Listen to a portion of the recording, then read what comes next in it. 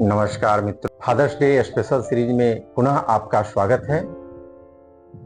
दोस्तों, हमारे यहाँ या इस पूरे ब्रह्मांड में एक मान्यता है कि जिसने भी अपनी बुद्धि का प्रयोग किया है उसे सफलता जरूर मिली है। तो आज इस कड़ी में हम पितृभक्त बालक गणेश की चर्चा करेंगे कि उन्होंने अपने माता पिता की आराधना से, उनके परिक्रमा से प्रथम पूज्य स्थान प्राप्त किया था। कैसे, पहले इसकी चर्चा करते हैं। एक बार की बात है कि देवताओं में एक विवाद हुआ और वह विवाद था कि पहले पूजा किसकी हो। इस समस्या के समाधान के लिए वे लोग ब्रह्मा जी के पास गए। ब्रह्मा जी ने उनकी समस्याओं को सुना।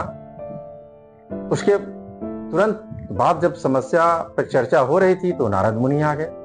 उन्होंने भी कहा कि भाई समस्या तो है, प्रथम पूजा किसकी होनी चाहिए। उन्होंने कहा कि इसके लिए भगवान शिव के पास जाना चाहिए, वे इसका सही हल बता सकते हैं। सभी देवता भगवान शिव के पास पहुंचे। भगवान शिव ने भी उनकी समस्या को सुना और कहा कि घबराइए मत, हम इसके लिए एक प्रतियोगिता करेंगे। और वह प्रतियोगिता थी कि जो भी पृथ्वी की परिक्रमा 3 बार पूरी करके पहले यहां आएंगे, उन्हीं की पूजा पहले होगी।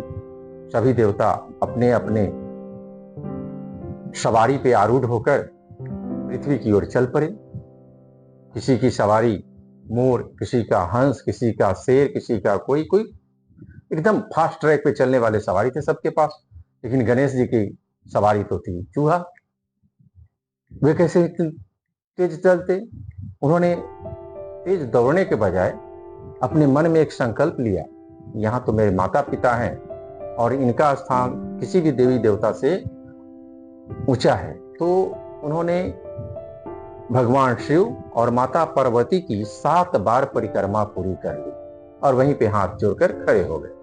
जब सभी देवता वहां पे आए तो उन्होंने देखा कि गणेश जी तो यहीं खड़े हैं। उन्होंने भगवान शिव से सवाल किया तो उन्होंने उन देवताओं की जिज्ञासा को शांत किया कि चूंकि गणेश ने अपने माता पिता की परिक्रमा पूरी की और माता पिता का स्थान सर्वोच्च होता है, इसलिए प्रथम पूजा गणेश की ही होगी। तो इस प्रकार से भगवान गणेश ने अपनी बुद्धि का प्रयोग करके ये स्थान प्राप्त किया माता पिता के द्वारा। तो दोस्तों, माता पिता को हमेशा सर्वोच्च दर्जा दें, उनकी किसी भी आज्ञा की अवहेलना नहीं करें, उनकी सेवा करें, क्योंकि उन्हीं के कदमों में सारा जहां है, सारा सुख, सारी सुविधा उन्हीं के कदमों में है। वे कौन सा लेकर जाते हैं, जो कमाते हैं बाल बच्चों के लिए कमाते हैं और छोड़ के चले जाते हैं। इसलिए अपने मन में ये गांठ पाड़िए कि जिस व्यक्ति ने भी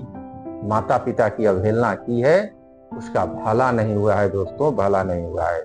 माता पिता की पूजा में ही सारी सफलता के गुर छिपे हुए हैं। इसलिए फादर्स डे पर यह संकल्प लीजिए कि अपने माता पिता की हम अवहेलना नहीं करेंगे, उनकी सभी बातों का पालन करेंगे। देखिएगा सफलता आपके कदम चुमेगी। आज के लिए इतना ही मित्रों, बहुत बहुत धन्यवाद, बहुत बहुत धन्यवाद।